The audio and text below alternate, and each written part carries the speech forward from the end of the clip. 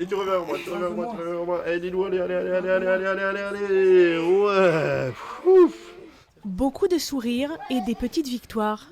Youlen est éducateur sportif. Ce matin, il travaille avec Lilou, Louise et Thaïs, qui souffrent de déficience motrice. Objectif, leur apprendre à se relever toute seule. Super, et tu te relèves. Bien.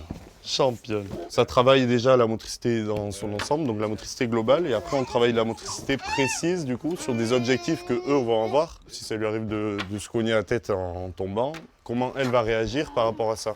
Et donc ça peut être des automatismes qui vont les aider après dans le quotidien en fait. Youlen et son collègue Virgile font partie du projet Enfants d'e-sport, piloté par 2 associations paloises dédiées au handicap. Le programme veut faire pratiquer 30 minutes de sport par jour aux enfants polyhandicapés, avec de vrais moments de plaisir à la clé.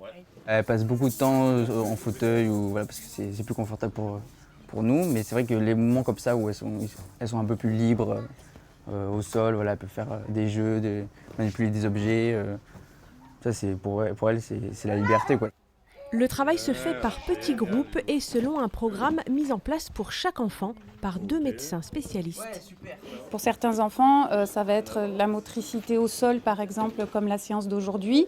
Pour d'autres, ça va être un objectif plus en lien avec l'autonomie de vie quotidienne, comme aider pour les transferts, donc prendre appui sur les jambes, et aider pour le transfert pour sortir, par exemple, du fauteuil roulant.